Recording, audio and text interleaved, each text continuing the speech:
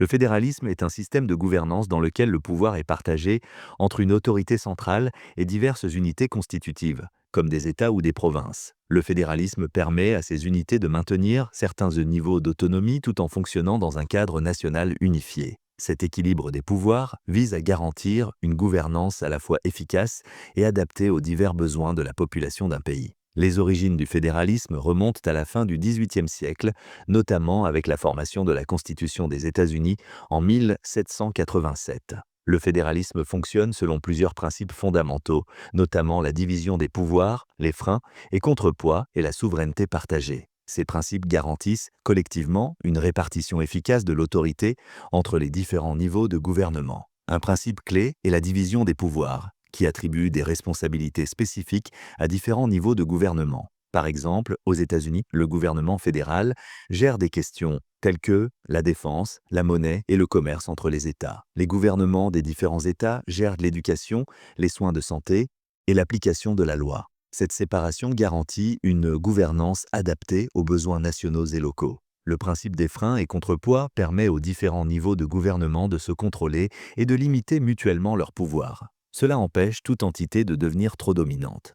Par exemple, les gouvernements des États peuvent contester les lois fédérales devant les tribunaux s'ils estiment que ces lois empiètent sur l'autorité des États. De même, le gouvernement fédéral peut intervenir si les États ne parviennent pas à faire respecter les droits constitutionnels, créant ainsi un système de responsabilité mutuelle. La souveraineté partagée est un troisième principe fondamental qui met en évidence l'idée que les gouvernements, le central et les constituants, tirent tous deux leur autorité de la Constitution. Par exemple, au Canada, les gouvernements fédéraux et provinciaux se partagent les responsabilités dans des domaines comme les transports et la politique environnementale. Cette approche collaborative garantit que la gouvernance reflète les intérêts communs de tous les niveaux de gouvernement tout en respectant leur autonomie. Il existe deux principaux types de fédéralisme qui reflètent différentes façons de répartir et d'exercer le pouvoir: le fédéralisme dual et le fédéralisme coopératif.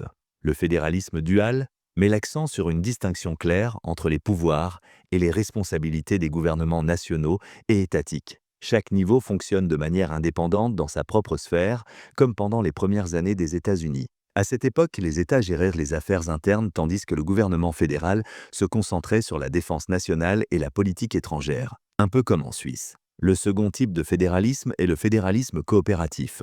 Ce type de fédéralisme implique une collaboration et un chevauchement entre les gouvernements nationaux et étatiques. Par exemple, au cours du New Deal aux États-Unis, les gouvernements fédéral et étatiques ont travaillé ensemble pour mettre en œuvre des programmes de protection sociale. Cela a brouillé les frontières de l'autorité. Les points forts du fédéralisme sont sa capacité à tenir compte de la diversité régionale et à favoriser l'innovation en accordant une autonomie aux unités constituantes. Le fédéralisme permet aux régions de répondre à leurs besoins et préférences spécifiques. Il encourage également l'expérimentation, car les États ou les provinces peuvent tester des politiques qui, si elles sont couronnées de succès, peuvent ensuite être adoptées au niveau national. En outre, le fédéralisme offre plusieurs niveaux de gouvernance, ce qui permet aux citoyens d'avoir un meilleur accès à la représentation politique et aux ressources. Cependant, le fédéralisme n'est pas sans critique. Une critique courante est qu'il peut conduire à l'inefficacité et à la duplication des efforts car les différents niveaux de gouvernement peuvent se chevaucher ou entrer en conflit dans leurs responsabilités. Les critiques